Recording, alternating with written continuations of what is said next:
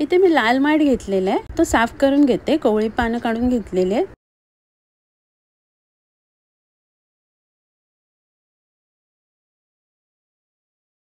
आता मी 2-3 वेळा स्वच्छ पाण्याने धुवून घेते। भाजी धुवून पाणी नितळलेले आहे। आता भाजी मी बारीक चिरून घेते।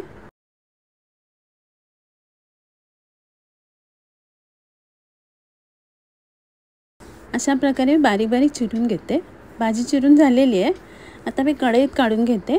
एक मोठा बारीक चिरलेला कांदा, 3 हिरव्या मिरच्या घालून पाणी घालून झाकण लावून भाजी शिजायला ठेवते। भाजीतनं पाणी सुटलेलं आहे आणि भाजीत आळलेली आहे। त्यात थोडंसं मीठ घालते आणि परतून घेते। किसून ठेवलेलं ओलं खोबरं घालते आणि मिक्स करून घेते सगळं आणि पुन्हा एकदा झाकण लावून वाफ काढून घेते। भाजी शिजलेली आहे। आता पाणी आटेपर्यंत मी परतून घेते। लाल मटाची भाजी तयार आहे। इथे मी पडवळ घेतलेला आहे, तो सुरीने वरून तासून घेते आणि मध्ये कापून त्यातल्या बिया काढून घेते आणि इथे फ्राय करायसाठी मी गोल गोल कापून घेते। त्यातल्या बिया काढून घेतलेल्या आहेत।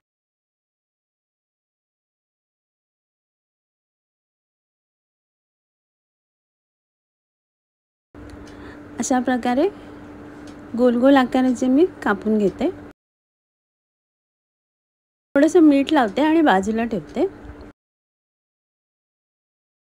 इथे मी 2 चमचा बेसन, 1 चमचा तांदळाचं पीठ, थोडासा ओवा, हिंग, कोथिंबीर, हळद, लाल मिरची पावडर, चवीप्रमाणे मीठ आणि पाणी घालून त्याची पेस्ट करून घेते।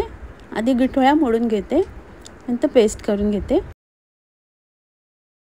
पडवळ पिठात बुडून तेलात फ्राय करून घेते।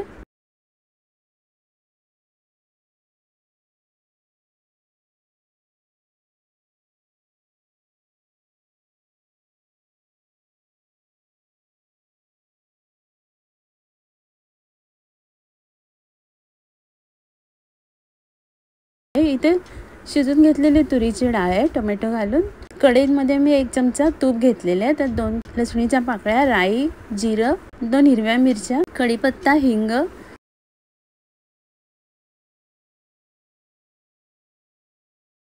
घालून फोडणी केलेली आहे। त्यात हळद घालून परतून घेते आणि शिजून घेतलेली डाळ घालते।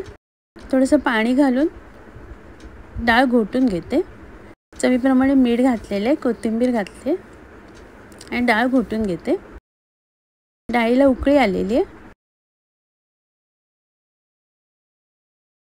इथे पडवळाचे उरलेलेचे बारीक तुकडे करून घेते। अशा प्रकारे भाजी कापून झालेली आहे। त्याला थोडंसं मीठ लावून ठेवते बाजूला, म्हणजे लवकर नरम होईल। इथे कुकरमध्ये मी तेल घेतलेले आहे। त्यात राई, कढीपत्ता आणि कांदा, टोमॅटो घालून परतून घेते। थोडंसं हिंग घालते। इथे पावटा घेतला आहे मी साफ करून, तेलात 2 मिनटं परतून घेते। त्याच्यावरती पडवळाची भाजी घालते आणि सगळं मिक्स करून घेते। हळद, लाल मसाला, चवीप्रमाणे मीठ घालून सगळं मिक्स करून घेते। कोथिंबीर घालते, 1 हिरवी मिरची घालते आणि मिक्स करून घेते। किसून ठेवलेलं खोबरं घालते।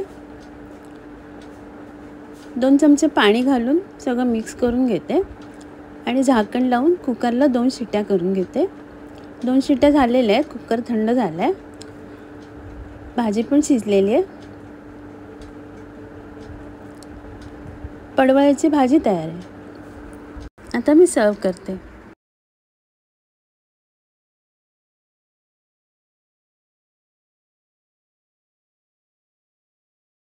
आजचा व्हिडिओ पाहिल्याबद्दल खूप खूप धन्यवाद।